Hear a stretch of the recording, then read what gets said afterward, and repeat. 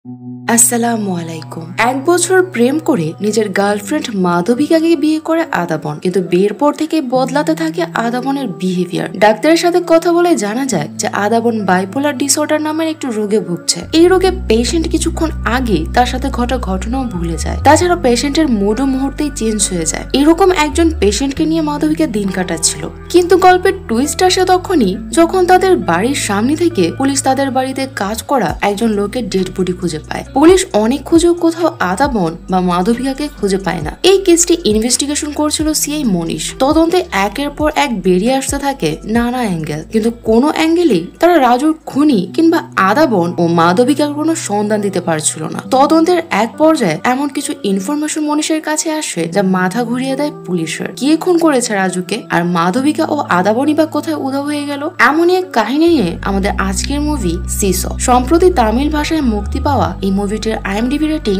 6.5 out of 10। তো চলুন দেরি না করে চলে যাই মুভির গল্পে। মুভির কাহিনী শুরু হয় একটি এম্বালমিং সেন্টারকে দেখিয়ে। এম্বালমিং সেন্টারে মারা যাওয়া লোকদের গোসল দিয়ে শেষকৃত্যের জন্য প্রস্তুত করা হয়। এই এম্বালমিং সেন্টারে সিলভা নামের এই লোকটি চাকরি করত। কারো ডেড বডি এখানে আসলে তাদের গোসল দিয়ে সুন্দর জামা কাপড় পরিয়ে আতর সুগন্ধি লাগিয়ে দিয়ে শেষকৃত্যের জন্য প্রস্তুত করে মারা যাওয়া ব্যক্তির পরিবারের কাছে পৌঁছে দেওয়াই ছিল সিলভার কাজ।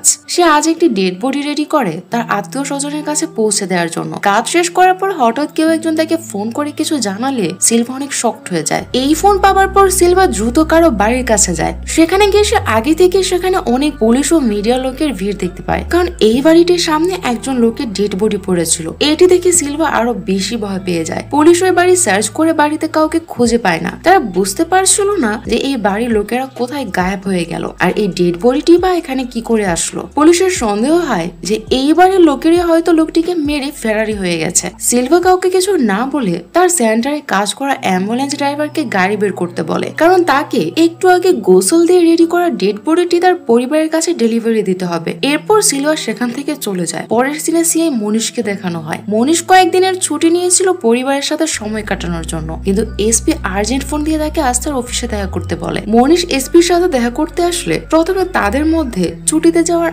আগে মনীষের করা কিছু কাজের বিষয়ে কথা হয়। মনীষ একটি বেটিং সাইটের স্ক্যাম নিয়ে ইনভেস্টিগেশন করেছিল। বড় বড় পলিটিশিয়ান এই র্যাকেটের সাথে যুক্ত ছিল। এই জন্য এসপি মনীষকে বলে, দেখো মনীষ, অনেক সময় কিছু বিষয় দেখেও না দেখার মতো থাকতে হয়। জলে বাস করে তো আর কুমিরের সাথে লড়াই করা যায় না, তাই না? তুমি এই কেসটি ছেড়ে দাও, আর হ্যাঁ, তুমি আজকেই ডিউটিতে জয়েন করো। আমি তোমাকে একটা আর্জেন্ট কেস দিচ্ছি। এরপর এসপি মনীষকে একজন লোকের সাথে পরিচয় করিয়ে দেয়। লোকটির নাম কৃষ্ণমূর্তি। এসপি বলে, কৃষ্ণমূর্তি আমার কলেজ ফ্রেন্ড। গতকাল থেকে তার ভাতিজা আদাবন ও আদাবনের চেয়ে মাধবিয়াকে খুঁজে পাওয়া যাচ্ছে না। তাদের বাড়ির বাইরে থেকে পুলিশ তাদের বাড়িতে কাজ করা একজন লোকের ডেড বডি খুঁজে পেয়েছে। মারা যাওয়া লোকটির নাম রাজু। একজন ইন্সপেক্টর এই কেসের ব্যাপারে কিছু ডিটেলস সংগ্রহ করেছে। আমি চাই তুমি এই কেসটি নিয়ে দ্রুত সলভ করো। কৃষ্ণমূর্তি এই নিয়ে খুব পেরেশানিতে আছে, কারণ তার ভাতিজা ও ভাতিজা বউকে এখনো পাওয়া যাচ্ছে না। এরপর মনীষ এসপির কাছ থেকে এই কেসের আরো কিছু ডিটেলস নিয়ে কৃষ্ণমূর্তির ভাতিজার নিখোঁজ হওয়া আদাবনের বাড়িতে যায়। সেখানে গিয়ে সে এই কেসটি প্রথম ইনভেস্টিগেশন করা ইন্সপেক্টরের সাথে দেখা করে আর তার কাছ থেকেও কিছু ইনফরমেশন সংগ্রহ করে। ওই ইন্সপেক্টর মনীষকে জানায় যে এই বাড়িতে আদাবন ও মাধবিকা নামের একটি কাপল থাকতো। বাড়ির বাইরে পাওয়া ডেড বডিটি আদাবনের বাড়িতে কাজ করা রাজু নামের একজন লোকের। রাজু এই বাড়িতে অনেক বছর ধরে কাজ করছে। কয়েক বছর আগে আদাবনের বাবা মা একটি গাড়ি অ্যাক্সিডেন্টে মারা গিয়েছিল। তখন থেকে আদাবন এই বাড়িতে একাই থাকতো। কিছুদিন হলো সে মাধবিয়াকে বিয়ে করেছে। আদাবনের একজন বেস্ট ফ্রেন্ড আছে যার নাম সিলভা। সিলভা এখানে একটি এম্বালমেন্ট সেন্টারে কাজ করে। মনীষ তখন ইন্সপেক্টরকে বলে, এই আদাবন তো অনেক ধনী, তাহলে তার ফ্রেন্ড এম্বালমেন্ট সেন্টারে কাজ করে, বিষয়টা কেমন না? ইন্সপেক্টর মনীষকে বলে, যতদূর আমি জানতে পেরেছি এই আদাবন ও সিলভা ছোটবেলা থেকে খুব ভালো বন্ধু। সে প্রায় এই বাড়িতে আসা যাওয়া করতো। আমি এই সিলভার ব্যাপারে খোঁজ নিয়েছিলাম। সে এখন শহরে নেই। সে এম্বালমেন্টের পর কারো ডেড বডি ডেলিভারি দিতে কেরালে গিয়েছে। বাড়ির ভিতরে গিয়ে মনীষ আদাবন ও তার স্ত্রীর একটি ছবি দেখতে পায়। সে দেখতে পায় যে বাড়িতে সিসিটিভি ক্যামেরা আছে, কিন্তু তার হার্ড ডিস্ক মানে মেমোরি কার্ড মিসিং। মনীষ আদাবনের ঘরটি খুব ভালো ভালোভাবে তল্লাশি করে যাতে সে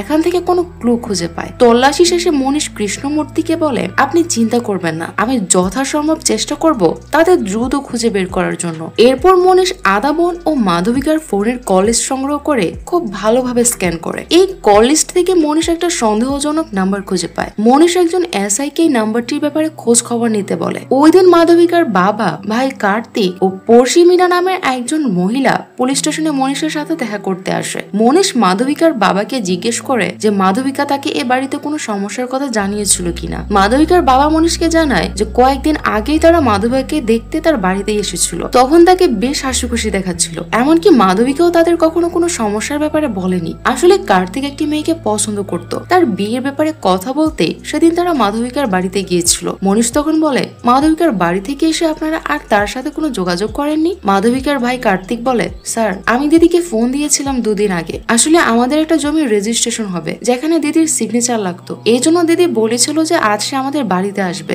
আমাদের মধ্যে শুধু এটুকুই কথা হয়েছিল। এরপর মাধবিকার বাবার সাথে আসা তাদের পড়শি মিনা মহেশকে বলে, স্যার আমি কিছু বলতে চাই মাধবিকা আদাবনের ব্যাপারে, হয়তো এগুলো আপনাদের ইনভেস্টিগেশনে সাহায্য করবে। মনীষ বলে, আপনি কি জানেন, আমাকে সবকিছু খুলে বলুন। মিনা বলে, আমি মাধবিকাদের পড়শি হলো মাধবিকা আমাকে তার বড় বোনের মতো মনে করে, আমার সাথে সব কথা সে শেয়ার করতো। মাধবিকা ও আদাবনের পরিচয় প্রথম হয়েছিল কলেজের কালচারাল প্রোগ্রামে, সেখানে দুজনেই একসাথে পারফর্ম করে। সেখান থেকে পরিচয়, আর পরিচয় থেকে বন্ধুত্ব। এর কিছুদিন পরে আদাবনের বাবা মা একসাথে গাড়ি অ্যাক্সিডেন্টে মারা যায়। এতে আদাবন অনেক ডিপ্রেশনে চলে যায়। আদাবনের বেস্ট ফ্রেন্ড সিলভা ও মাধবিকা আদাবনকে অনেক বোঝায় যে একদিন সবাইকেই মরতে হবে, তোমার সামনে অনেক বড় জীবন পড়ে আছে, তুমি এমন করলে কিভাবে হবে। এভাবে মাধবিকা ও সিলভার সাহায্যে আদাবন তার ডিপ্রেশন থেকে বেরিয়ে আসে। এরপর থেকে আদাবন ও মাধবী প্রায় প্রতিদিনই দেখা করত।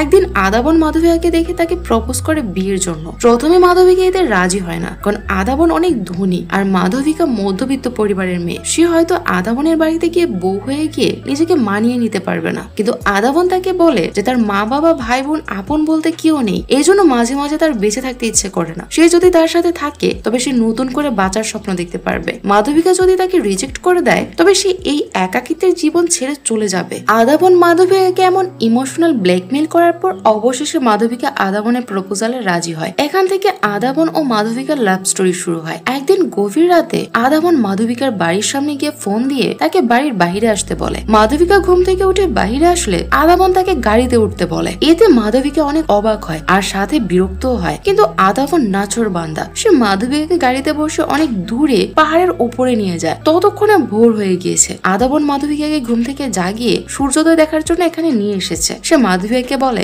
এমন সুন্দর সিন তুমি পৃথিবীতে আর কোথাও পাবে না। কিন্তু আদাবনের এমন পাগলামি মাধবিকার ভালো লাগে না। সে আদাবনের সাথে অনেক রাগ করে। সে বলে, যদি তার বাবা ও ভাই সব দেখে ফেলে তবে তারা কি মনে করবে, আর কখনো বিয়ের আগে এমন পাগলামি করবে না। এরপর আবার আদাবন মাধবিকাকে তার বাড়িতে পৌঁছে দেয়। এরপর একদিন আদাবন মাধবিকাকে বাইকে নিয়ে কোথাও যাচ্ছিল। পথে একজন কার ড্রাইভার আদাবনকে সাইড হতে বলে আদাবন বাইক থামিয়ে ওই ড্রাইভারের সাথে ঝগড়া শুরু করে। এক পর্যায়ে এই ঝগড়া মারামারি পর্যন্ত করায়। আর একদিন মাধবিকা তার মায়ের শাড়ি পরে সুন্দর করে সেজে আদাবনের সাথে দেখা করতে আসে, কিন্তু আদাবন তার প্রশংসা না করে বলে, এই শাড়িতে তোমাকে খুব খারাপ লাগছে, আর কখনো এই শাড়ি পরে আমার সামনে আসবে না। এতে মাধবিকা অনেক কষ্ট পায়। সে এসব কথা মিনার সাথে শেয়ার করে। সে মিনাকে বলেছিল যে যেদিন আদাবনের বিহেভিয়ার সে মিনাকে বলেছিল যে দিন দিন আদাবনের বিহেভিয়ার কেমন জানি হয়ে যাচ্ছে, তাদের সম্পর্ক দিন দিন টক্সিক হয়ে যাচ্ছে। এজন্য মাধবিকা অনেক ডিপ্রেশনে ছিল। মিনা তখন মাধবিকাকে পরামর্শ দিয়েছিল যে কিছুদিনের জন্য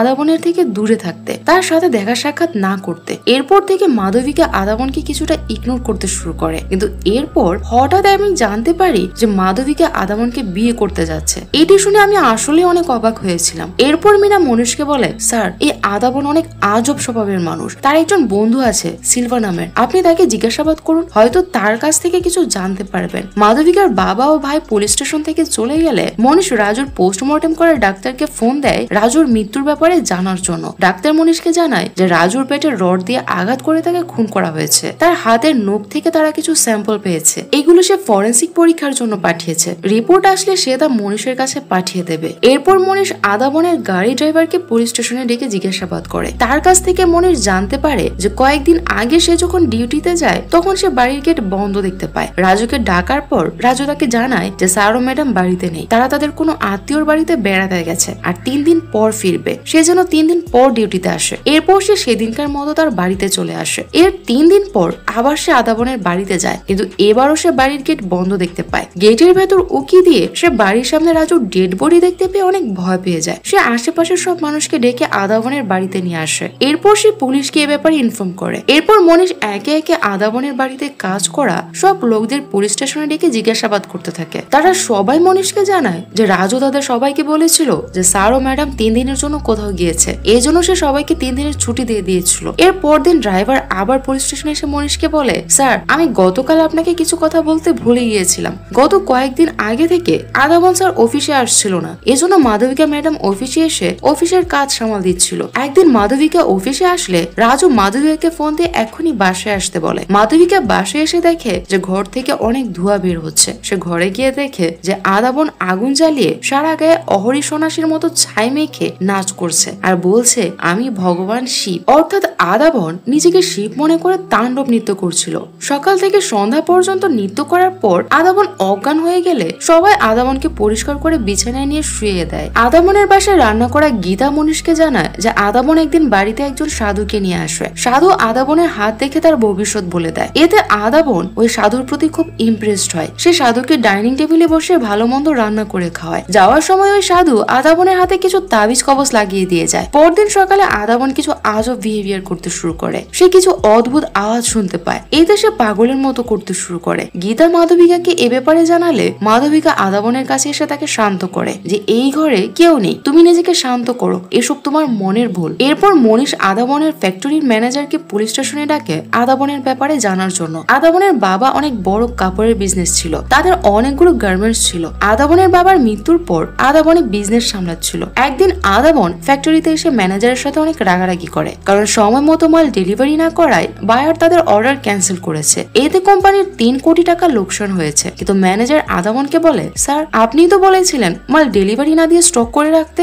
অর্থাৎ ভুল আদাবনেরই ছিল, কিন্তু সে তা ভুলে গিয়েছে। তার ভুলের জন্য কোম্পানির 3 কোটি টাকা লোকসান হয়েছে, এটি সে কিছুতেই মানতে পারছিল না। তখন হঠাৎ আদাবন আবার সে অদ্ভুত আওয়াজ শুনতে পায়। এতে আবার সে পাগলের মতো আচরণ শুরু করে। ড্রাইভার মাধবিকাকে ফোনে এই খবর দিলে মাধবিকা ফ্যাক্টরিতে এসে আদাবনকে নিয়ে বাড়িতে ফিরে আসে। পরদিন সিলভা পুলিশ স্টেশনে যায়। সে মনীষকে জিজ্ঞেস করে যে তারা আদাবন ও মাধবিকার ব্যাপারে কিছু জানতে পেরেছে কিনা। মনীষ সিলভাকে বলে, আমাদের সাথে নাটক করে সময় নষ্ট করো না তো। তোমার বেস্ট ফ্রেন্ডের বাড়িতে মার্ডার হয়েছে, তার উপর বাড়ি থেকে তোমার বন্ধু ও তার স্ত্রী নিখোঁজ। তুমি কিছু জানো না? তা তো হতেই পারে না। তুমি যা জানো সব আমাদের খুলে বলো। সিলভা মনীষকে বলে, স্যার আমি ডেড বডি ডেলিভারি করতে কেরালায় গিয়েছিলাম আর সেখান থেকে কিছুক্ষণ আগেই ফিরেছি। মনীষ তখন বলে, তোমার বন্ধু আদাবন তো অনেক বড় কোম্পানির মালিক, তুমি তার অফিসে কাজ না করে এই কাজ করছো কেন? সিলভা বলে, স্যার এটি আমার বংশগত পেশা, আর তাছাড়া আমি আমার নিজের পায়ে দাঁড়াতে চাইছিলাম। এরপর মনীষ বলে, আমি খোঁজ নিয়ে জানতে পেরেছি যে আদাবন একটু অন্যরকম বিহেভিয়ার করছিল কিছুদিন ধরে। এই ব্যাপারে তুমি কি কিছু জানো?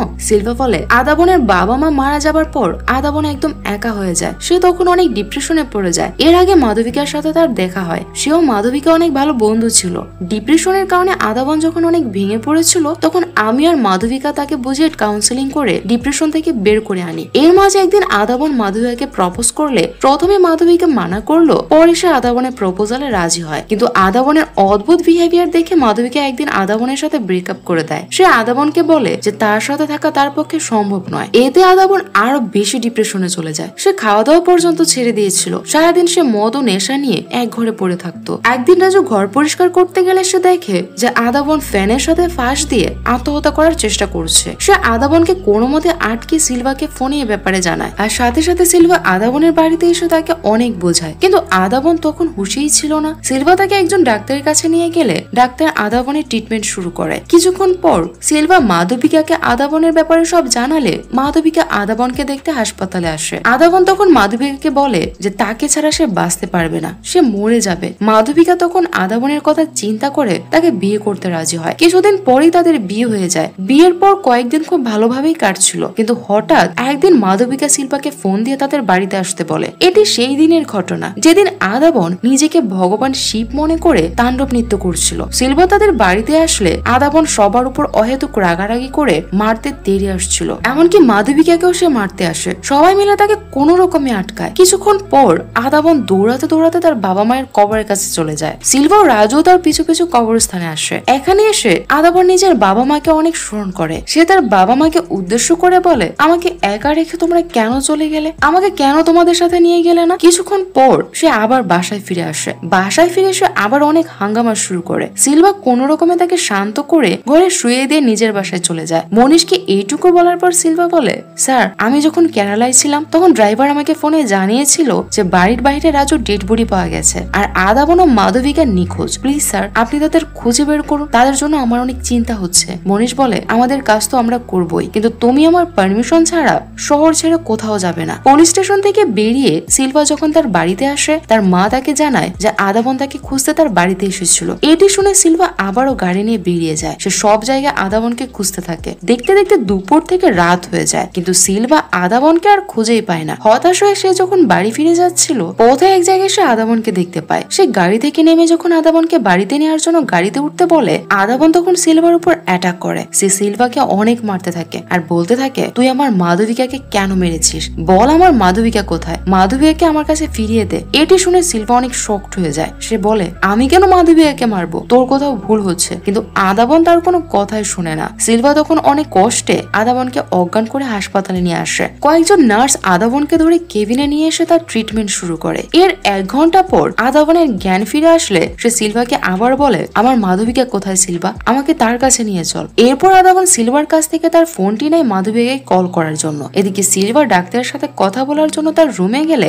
ডাক্তার তাকে জানায় যে তারা আদাবনকে ইলেকট্রিক শক দিয়েছে, এই জন্য সে কয়েক ঘন্টার জন্য আগের কোনো কথাই মনে করতে পারবে না। কিন্তু চিন্তার কিছুই নেই, সে ঠিক হয়ে যাবে। সিলভা যখন ডাক্তারের সাথে কথা বলছিল, ঠিক তখনই একজন নার্স এসে তাকে খবর দেয় যে আদাবন হাসপাতাল থেকে পালিয়ে গেছে। এটি শুনে সিলভা তার ফোনে কল দিলে আদাবন কল রিসিভ করে সিলভাকে বলে, আমি মাধবিকার সাথে দেখা করার জন্য আমার বাড়িতে যাচ্ছি, তুমিও সেখানে চলে আসো। আদাবন তার বাড়িতে এসে দেখে যে 2 জন কনস্টেবল বাড়ির গেটে পাহারা দিচ্ছে। তারা আদাবনকে ভিতরে ঢুকতে না দিলে আদাবন তাদের মারতে শুরু করে। একজন কনস্টেবল তখন মনীষকে ফোন দিয়ে জানায় যে আদাবন বাড়ি ফিরে এসেছে আর সে জবরদস্তি বাড়িতে ঢোকার চেষ্টা করছে। এই নিউজ পেয়ে কিছুক্ষণের মধ্যে মনীষ সেখানে আসে, কিন্তু আদাবন মনীষের সাথে আবল তাবল বকা শুরু করে। কিছুক্ষণের মধ্যেই সিলভাও সেখানে চলে আসে। এরপর মনীষ আদাবন ও সিলভা দুজনকে পুলিশ স্টেশন নিয়ে আসে, কিন্তু পুলিশ স্টেশনে এসেও আদাবন আরো বেশি পাগলামি শুরু করে। সে পুলিশ স্টেশনের চেয়ার টেবিল ভাঙচুর শুরু করলে মনীষ আদাবন ও সিলভাকে লকআপে বন্দি করে দেয়। এরপর মনীষ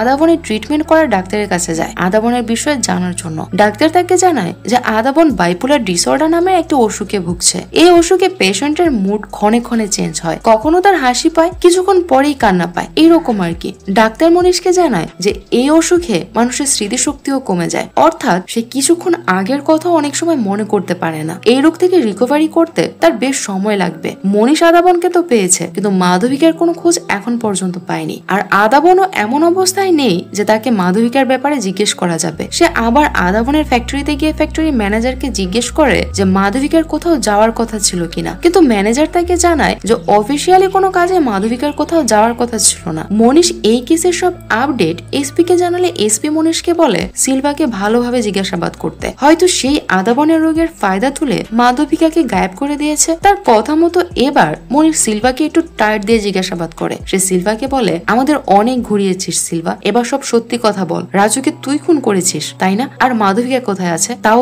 তুই জানিস। সিলভা বলে, এইসব আপনি কি বলছেন স্যার, আমি কিছুই জানি না। মনীষ বলে, আমি বলছি কি হয়েছিল সেদিন। তোর আর মাধবিকার মধ্যে অ্যাফেয়ার চলছিল, আর সেদিন রাজু তোদের দুজনকে একসাথে দেখে ফেলেছিল, এই জন্য তোরা দুজন মিলে রাজুকে মেরে ফেলেছিস। আর আদাবন তো আগে থেকেই পাগল, তাকে সরিয়ে তোরা দুজন আদাবনের সম্পত্তি আত্মসাৎ করতে চেয়েছিলি তাই না। এসব শুনে সিলভা এবার ভয় পেয়ে বলে, স্যার মাধবিকা আমার বোনের মতো ছিল। হ্যাঁ এটা সত্যি যে আমি আপনাকে কিছু মিথ্যে বলেছিলাম, কিন্তু মায়ার দিব্যি স্যার, আমি রাজুকে মারিনি, আর মাধবিকার সাথে আমার কোনো খারাপ সম্পর্ক ছিল না। মনীষ বলে, আমাদের সব সত্যি কথা বল, সেদিন আসলে কি হয়েছিল। এবার সিলভা সত্যি বলতে শুরু করে। সে বলে, যেদিন রাতে রাজু সিলভাকে ফোনে ডেকে আদাবনের বাসায় নিয়ে আসে আর আদাবন তার বাবা মায়ের কবরের পাশে গিয়ে কান্না করে, সেই দিন সিলভা তাকে ঘরে শুইয়ে দিয়ে নিজের বাসায় চলে আসে। কিছুক্ষণ পর আবার রাজু কান্না করতে করতে সিলভাকে ফোন দিয়ে এক্ষুনি আদাবনের বাসায় আসতে বলে। সিলভা আদাবনের বাড়িতে আসলে রাজু তাকে আদাবনের ঘরে নিয়ে যায়। সেই ঘরে গিয়ে সিলভা দেখে যে মাধবিকা বেডে মৃত অবস্থায় পড়ে আছে, আর তার পাশে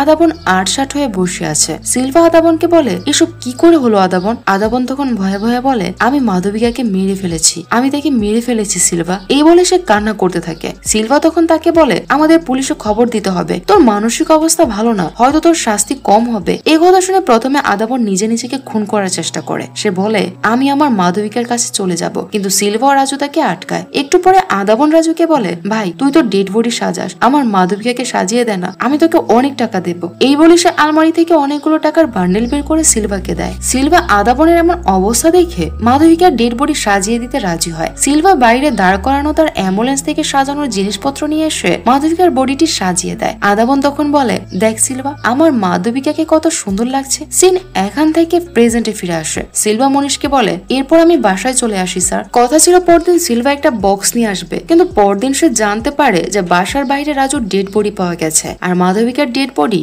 ও আদাবন গায়েব। সিলভা বলে, মাধবিকা ও রাজুকে আদাবনই হয়তো মেরেছে স্যার। পুলিশ আদাবনকে আবার মানসিক হাসপাতালে ভর্তি করে। মনীষ আবার হাসপাতালে গিয়ে আদাবনের ব্যাপারে খোঁজ খবর নেয়। ডাক্তার তাকে আগের মতোই জানায় যে তার সেরে উঠতে অনেক সময় লাগবে, কিন্তু কতদিন লাগতে পারে তার কোনো নিশ্চয়তা সে দিতে পারবে না। মনীষ তার অ্যাসিস্ট্যান্ট একজন এসআই এর সাথে এই কেসটা নিয়ে আলাপ করার সময় মনীষ এসআই কে বলে, আমার এই কেসটা নিয়ে কেমন জানি সন্দেহ হচ্ছে, মনে হচ্ছে কিছু একটা মিস হয়ে যাচ্ছে আমার। এসআই মনীষকে বলে, আমার তেমনটাই মনে হচ্ছে স্যার, আদাবনের মাথায় সমস্যা, আর এজন্য সে রাজু আর নিজের স্ত্রীকে মেরে দিয়েছে। মনীষ বলে, যদি তাই হয় তবে মার্ডার ওয়েপেন কোথায়? আমরা অনেক খোঁজাখুঁজির পরও মার্ডার ওয়েপেন খুঁজে পাইনি। একজন পাগল কি করে খুন করার পর মার্ডার ওয়েপেন লুকিয়ে ফেলতে পারে? মনীষ এসপির সাথে এই কেসটা নিয়ে কথা বলতে গেলে এসপি তাকে অতি দ্রুত এই কেসটি ক্লোজ করতে বলে, কারণ আরো কেস জট বেঁধে আছে। তুমি সিলভাকে এই কেসে ফাঁসিয়ে দিয়ে কেস বন্ধ করে দাও। মনীষ বলে, কিন্তু স্যার সিলভার খুনের এগেইনস্টে আমাদের কাছে কোনো প্রমাণ নেই। এসপি বলে, সেসব পরে দেখা যাবে, আগে আমি যা বলি তুমি তাই করো। পুলিশ স্টেশনে ফিরে মনীষ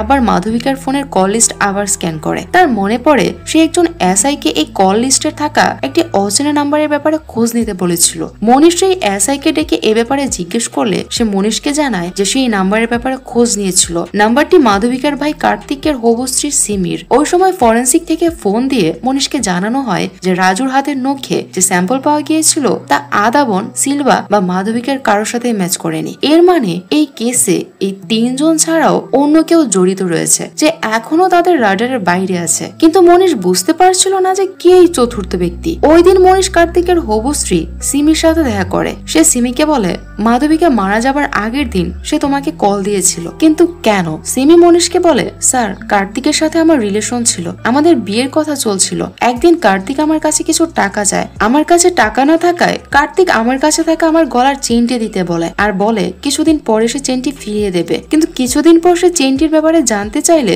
কার্তিক নানান বাহানা দেখায়। তখন সিমি বুঝতে পারে যে কার্তিক আরো অনেকজনের কাছ থেকে আমার ঋণ করেছে। একদিন সিমি কার্তিককে সরাসরি জিজ্ঞেস করে যে সে টাকা দিয়ে কি করে। কার্তিক সিমিকে তার ফোনে একটি বেটিং অ্যাপ দেখিয়ে বলে, এই অ্যাপে সে টাকা লাগায়, অনেকে এখানে 10,000 টাকা লাগিয়ে 1 কোটি টাকাও জিতেছে। সে এখানে জিতে সবার ঋণ পরিশোধ করে দেবে। এসব জানতে পেরে সিমি সিদ্ধান্ত নেয় যে সে কার্তিককে বিয়ে করবে না, কারণ একজন জুয়ে আসক্ত ছেলেকে সে বিয়ে করতে চায় না। এজন্য সে মাধবীকে ফোন দিয়ে জানিয়ে দেয় যে সে কার্তিককে বিয়ে করবে না। এই কথা জানাতে সে মাধবীকে সেদিন ফোন দিয়েছিল। এদিকে একজন এসআই আবার মাধবিকার ভাই কার্তিকের সাথে দেখা করতে যায়। সে কার্তিককে কিছু জিজ্ঞাসাবাদের এক পর্যায়ে বলে, তুমি তো বলেছিলে সেদিন তুমি তোমার দিদির সাথে অল্প সময় কথা বলেছিলে, কিন্তু ফোনের কল লিস্ট থেকে তো আমরা জানতে পেরেছি তুমি অনেকক্ষণ ধরে মাধবিকার সাথে কথা বলেছো, তাহলে আমাদের সেদিন মিথ্যে কেন বলেছিলে? এইটা শুনে কার্তিক অনেক ভয় পেয়ে যায়। সে সেখান থেকে দৌড়ে পালানোর চেষ্টা করলে ওই এসআইও তার পিছু নেয়। রাস্তায় সে তার বন্ধুকে বাইক নিয়ে আসতে দেখলে বাইকে করে পালানোর চেষ্টা করে, কিন্তু বিপরীত রাস্তায় মনীষ গাড়ি নিয়ে দাঁড়িয়েছিল। কিন্তু কার্তিক কোনোভাবে সেখান থেকে পালিয়ে গেল। মনীষ কার্তিকের বন্ধুকে আটক করে পুলিশ স্টেশন নিয়ে আসে। তাকে অনেক টর্চার করে জিজ্ঞাসাবাদের পর সে মনীষকে এবার সত্যিটা বলে। কার্তিক ও তার দুই বন্ধু একটি বেটিং অ্যাপের টাকা লাগানো শুরু করে। প্রথমে তারা এই অ্যাপ থেকে কিছু টাকা জিতে, তা দিয়ে তারা বাইক, সোনার চেইন এসব কিনে, কিন্তু কিছুদিন পর থেকে তারা হারতে শুরু করে। কিন্তু এই জুয়ার নেশা তাদের পেয়ে বসে। সবকিছু আবার বিক্রি করে তারা বেটিং এ টাকা লাগাতো। এসব হারিয়ে তারা টাকা ধার করে বেটিং এ লাগানো শুরু করে। এক পর্যায়ে সিমি এসব জানতে পেরে মাধবীকে জানালে মাধবিকা তার বাবাকে এ ব্যাপারে জানানোর জন্য ফোন দেয়, কিন্তু ফোন রিসিভ করে মাধবিকার ভাই কার্তিক। সে তার বাবাকে ফোন না দিয়ে নিজেই কথা বলে ফোন সুইচ অফ করে রেখে দেয়, কিন্তু মাধবিকা বারবার কার্তিককে ফোন দিতে থাকে। এক পর্যায়ে কার্তিক মাধবীকে বলে, আরে তুমি আমাকে এত চার্জ করছো কেন? একবার বেটিং এ জিততে পারলে সবার ঋণ পরিশোধ করে দেব। ওই দিন রাতে কার্তিক তার বন্ধুদের সাথে অনেক ড্রিঙ্ক করে আর বলে বলে যে তার ব্যাপারে তার দিদির এমন ইন্টারফেয়ার তার ভালো লাগে না, তাকে একটা উচিত শিক্ষা দিতে হবে যাতে সে আমার ব্যাপারে আর নাক না গলায়। এজন্য সে তার 3 বন্ধুকে নিয়ে মাধবিকার বাড়িতে যায়। আর ওই দিনই আদাবন তার মা বাবার কবরের কাছে গিয়ে কান্না করেছিল, যা আমরা মুভির শুরুতে দেখেছিলাম। কার্তিক যখন মাধবিকার বাড়িতে আসে তখন বাড়িতে মাধবিকা ছাড়া আর কেউ ছিল না, কারণ সিলভা ও রাজু আদাবনের সাথে সাথে কবরস্থানে চলে গিয়েছিল। কার্তিককে দেখে মাধবিকা তাকে বলে, দেখ কার্তিক, আজ আমি তোর ব্যাপারে কথা বলার মতো মুডে নেই, আমি অনেক পেরেশানিতে আছি, তোর সাথে পরে কথা বলছি। কিন্তু কার্তিক মাধবিকার সাথে ঝগড়া শুরু করে। সে বলে, তুই আমার ব্যাপারে এত নাক গলাস কেন? তুই তোর সংসার নিয়ে থাক না। এভাবে এক কথায় দুই কথায় তাদের মধ্যে বড় ঝগড়া হয়ে যায়। এক পর্যায়ে কার্তিক মাধবিকাকে একটি ল্যাম্প দিয়ে আঘাত করে, এতে মাধবিকা মারা যায়। কার্তিক ভয় পেয়ে দ্রুত বাইরে দাঁড়িয়ে থাকা তার বন্ধুদের কাছে এসে বলে, ভাই আমি ভুল করে আমার দিদিকে মেরে ফেলেছি, রাগে আমার হুঁশ ছিল না। কার্তিক জানতো যে মাধবিকার বাড়িতে সিসিটিভি ক্যামেরা আছে, এই জন্য সে আবার এই 3 জনকে নিয়ে মাধবিকার বাড়িতে আসে সিসিটিভির হার্ড ডিস্ক নিতে। এবারে 3 জন মাধবিকার বাড়িতে এসে মাধবিকার ডেড বডির পাশে আদাবনকে শুয়ে থাকতে দেখে, অর্থাৎ আদাবন এতক্ষণে কবরস্থান থেকে ফিরে এসেছিল। তারা 3 জন সিসিটিভির হার্ড ডিস্ক নিয়ে সেখান থেকে চলে আসে। এরপর 2 দিন পার হয়ে গেল, মাধবিকার বাড়ি থেকে কেউ মাধবিকার মারা যাওয়ার খবর দিচ্ছে না দেখে 2 দিন পর কার্তিক ও তার 2 বন্ধু আবার মাধবিকার বাড়িতে আসে। এবার রাজু তাদের দেখে ফেলে। সে তাদের জিজ্ঞেস করে যে কারা তোমরা, কিন্তু তারা কোনো জবাব না দিয়ে রাজুর উপর অ্যাটাক করে। এক পর্যায়ে কার্তিক রাজুকে কিছু একটা দিয়ে আঘাত করে মেরে ফেলে। এরপর তারা রাজুর বডিটি বাড়ির সামনে ফেলে যায় যাতে কারো নজরে পড়ে। কিন্তু ওই দিন তারা বাড়িতে মাধবিকা বা আদাবন কাউকে দেখেনি, তাদের উপর যাতে সন্দেহ না হয় এজন্য পরে তারা পিকনিক করতে দূরে কোথাও চলে যায়। সিন এখান থেকে প্রেজেন্টে ফিরে আসে। সিলভা কান্না করতে করতে বলে, এসব কি করলে তোমরা? একটা পরিবার কিভাবে শেষ করে দিলে? এদিকে কার্তিক বুঝতে পারে যে সে আর বাঁচতে পারবে না, এই জন্য সে একটি ভিডিওতে নিজের দোষ স্বীকার করে আত্মহত্যা করে নেয়। ভিডিওতে সে সবাইকে সতর্ক করে বলে যে কেউ যেন এমন বেটিং সাইটের নেশায় না পড়ে। এইসব সাইট লোভ দেখিয়ে মানুষকে জুয়ায় আসক্ত করে। এই জুয়ার নেশা অন্য সব ড্রাগের নেশা থেকে বেশি ভয়ঙ্কর। পরের সিনে আদাবনকে দেখানো হয়। আদাবন এখনো পুরোপুরি সুস্থ হয়নি। তখন আমাদের দেখানো হয় যে সেদিন রাতে আদাবন রাজুর সহায়তায় মাধবিকার ডেড বডিটি পাহাড়ের উপর একটি রেস্ট হাউসে নিয়ে যায়। সেখানে সে মাধবিকার বডিটি একটি সুন্দর বক্সে সুন্দর করে সংরক্ষণ করে রাখে, কিন্তু সেখান থেকে আসার পর সে তার কথা ভুলে গেছে। এই জন্য মাধবিকার বডির কথা এখন পর্যন্ত কেউ জানে না। এদিকে মনির সিদ্ধান্ত নেয় যে সে বেটিং সাইটের কেসটি আবার ইনভেস্টিগেশন করবে। সে নাটের গরুদের খুঁজে বের করে শাস্তি দিতে চায়, আর এতে তার সামনে যত বাধাই আসুক না কেন, কারণ এদের কারণে কত পরিবার যা নষ্ট হচ্ছে তার কোনো হিসেব নেই। আর এই সিনের মধ্য দিয়েই মুভিটি শেষ হয়ে যায়। তো মুভিটির গল্প আপনাদের কাছে কেমন লেগেছে তা কমেন্টে জানাতে ভুলবেন না। সবাই ভালো থাকবেন, সুস্থ থাকবেন।